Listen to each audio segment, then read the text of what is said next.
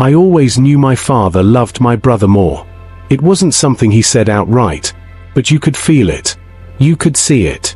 It was in the way he smiled when Amir scored in school, in the way neighbors heard about Amir's trophies before I even had a chance to mention mine. And me. I was just there. I remember the first time it cut me like a knife. I was 7, holding a crayon-drawn picture, excited to show him. "Nice," he muttered, eyes glued to the TV. Then, without missing a beat, he turned to Amir. "Did you win your spelling bee today, champ?" The joy in Amir's face, the warmth in my father's voice, and me, invisible. That was the first time I felt the weight of not being enough. From that day, I learned something important. If I wanted to be noticed, I had to make it impossible to ignore me. School didn't make it easier. Amir excelled at everything: sports, academics, public speaking. He had this charm, this effortless charisma. People gravitated toward him. Teachers praised him. Friends wanted to be around him. And me. I liked drawing, painting, and sketching my imagination. I liked staying up late, creating worlds that only I could see. My father called it a waste of time. I remember overhearing him talking to my mother one night. "He needs to toughen up. Life isn't about sketching or daydreaming. He'll never make it that way." I didn't argue. I didn't cry. I just sat there, chest tightening, listening. That night, something inside me shifted. I realized that if I wanted recognition, I couldn't wait for him to notice. I had to force it. High school was a battlefield. Every award ceremony, every competition, Amir got the spotlight. I tried everything: grades, sports, speeches. Nothing worked. My efforts were invisible, often dismissed. One afternoon, I brought home a trophy from the school science fair. My hands shook as I placed it on the table. My father glanced at it, scrolling his phone. Nice." Then he turned to Amir. "Did you win anything today, champ?" I froze. My heart sank.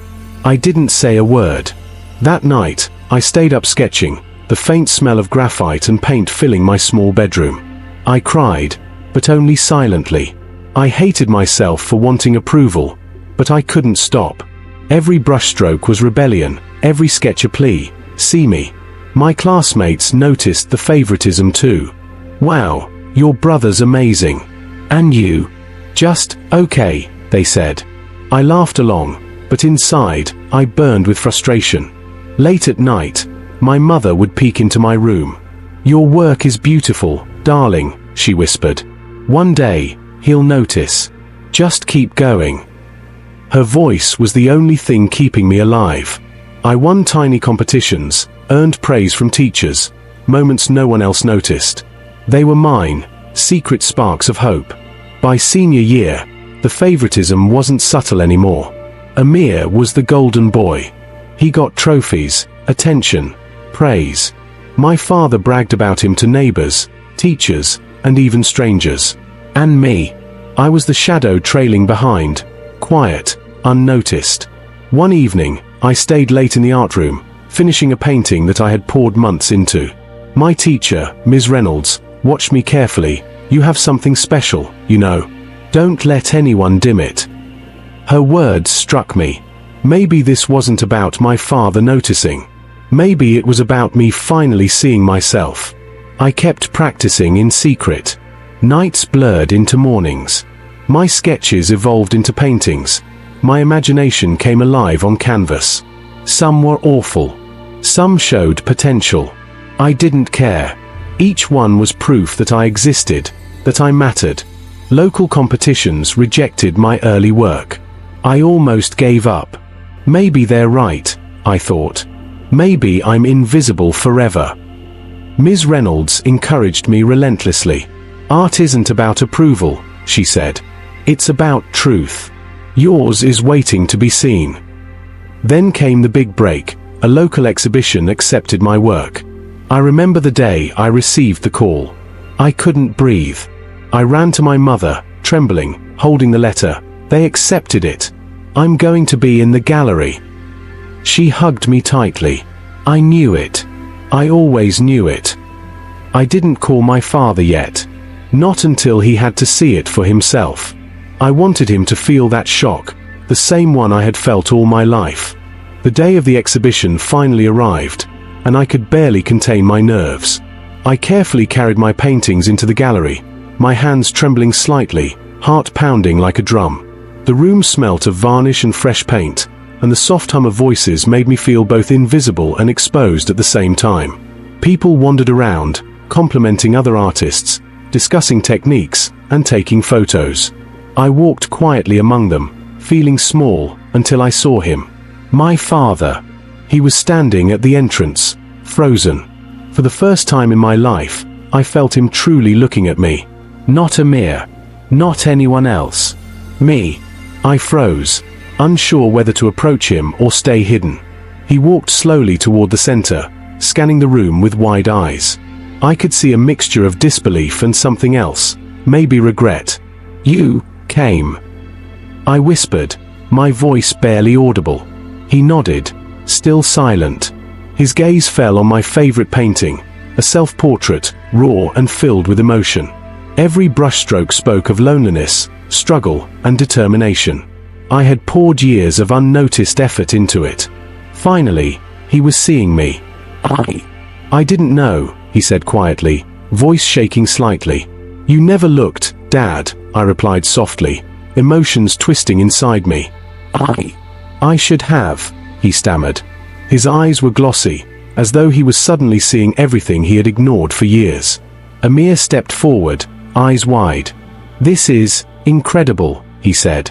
"I can't believe you did all this." I looked at him and smiled, feeling a rush of vindication and pride. For once, I wasn't invisible. For once, I mattered.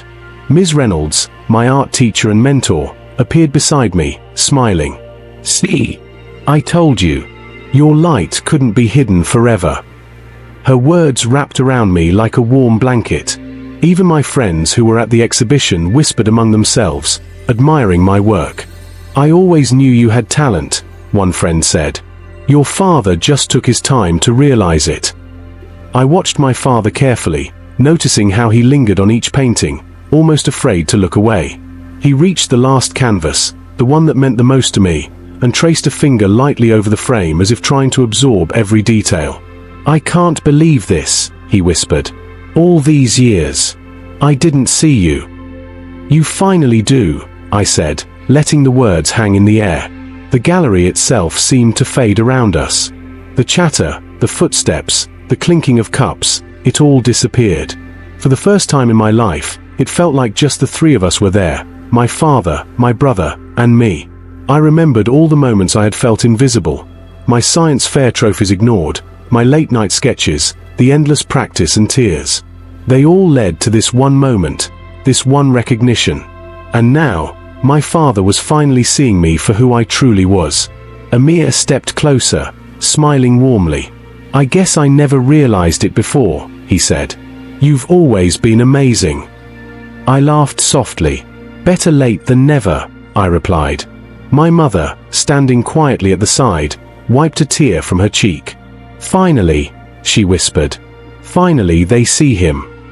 For the first time, I understood that recognition doesn't always come on your schedule. Sometimes it takes years of struggle, of proving yourself in silence, for people to notice.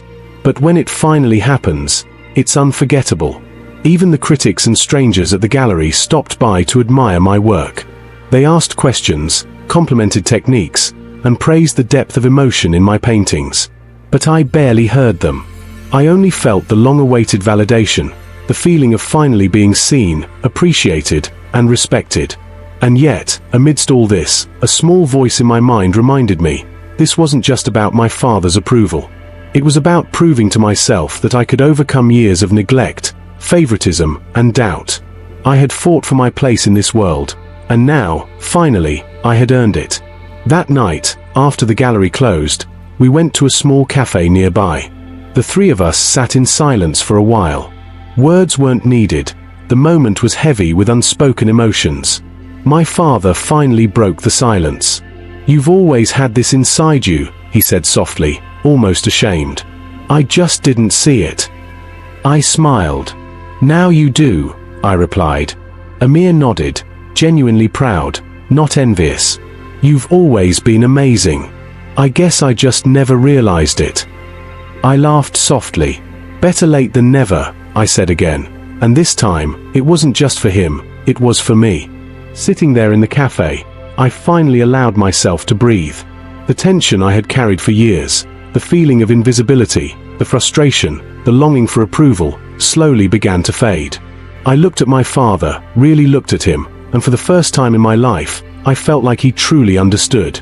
You've grown into someone incredible, he said quietly. I didn't realize what I was missing all these years. I shook my head slightly, a mix of relief and lingering hurt flooding through me. It's not just about you noticing me, I said softly.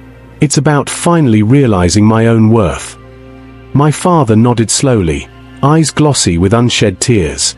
I was blind, and I let my favoritism cloud everything. I'm so sorry for the years I ignored you. I didn't know whether to hug him or just sit there quietly. Instead, I let the words hang between us, heavy with meaning. I realized that forgiveness wasn't about excusing the past, it was about freeing myself from the weight I had carried for so long. Amir reached across the table and squeezed my shoulder. You've always had this talent. I just never saw how much it meant to you. You deserved to be recognized long ago. I smiled. For years, I had measured myself against my brother, always feeling smaller, less capable. But now, I understood something essential. My value wasn't determined by anyone else's recognition.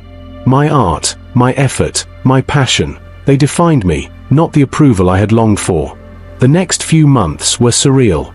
The exhibition brought unexpected opportunities.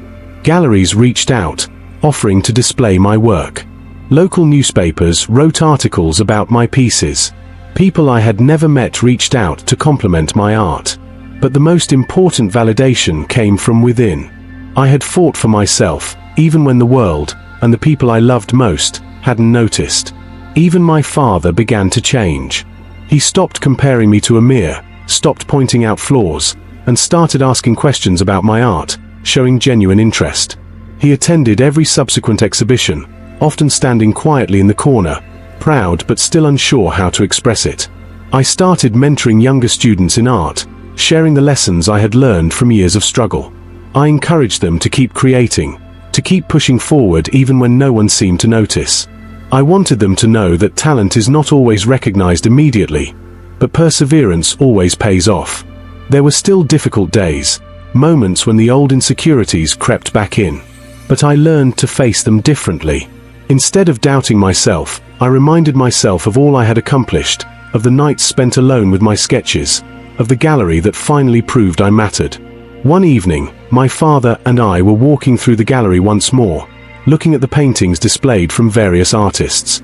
He paused in front of my self-portrait, tracing a finger lightly over the edge of the frame. "You've come so far," he said softly. "I'm proud of you." I smiled. "Thank you," I replied. Not for saying it now, but for understanding it. For finally seeing me. He nodded, eyes glistening. "I will never forget this. I promise I'll always try to see you for who you are, not in comparison to anyone else." And I realized then that life isn't about competing for attention or proving yourself to others.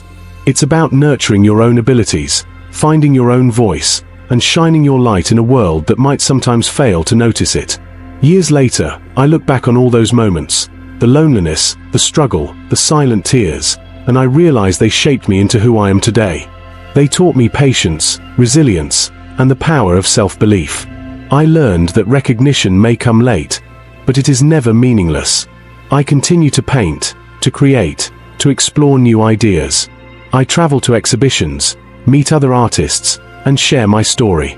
People often ask about my childhood, and I tell them honestly, the pain, the neglect, and the eventual triumph. I tell them how I fought to be seen, and how I finally was. And sometimes, I still think about my father, and all the moments we lost before he noticed me. But I don't dwell on the past. Instead, I focus on the present, on the fact that I am finally recognized, appreciated, and free to express myself fully. I've learned that approval from others is fleeting, but the understanding and love you give yourself is everlasting. And when the people who once overlooked you finally see your value, it's not just validation. It's a confirmation that your perseverance, your talent, and your courage have created something extraordinary. So to anyone listening, anyone who feels overlooked, underestimated, or invisible, keep going. Nurture your talents, fight for your dreams, and never wait for permission to shine. Because when you finally do, the world, and those who once doubted you, will finally see the truth. And in the end, I realized that life's greatest reward isn't the applause, the recognition, or the accolades. It's knowing that you never gave up on yourself, and that your light will always shine, no matter who sees it first. Don't wait for someone else to recognize your talent. Shine in your own time, and they won't be able to ignore you.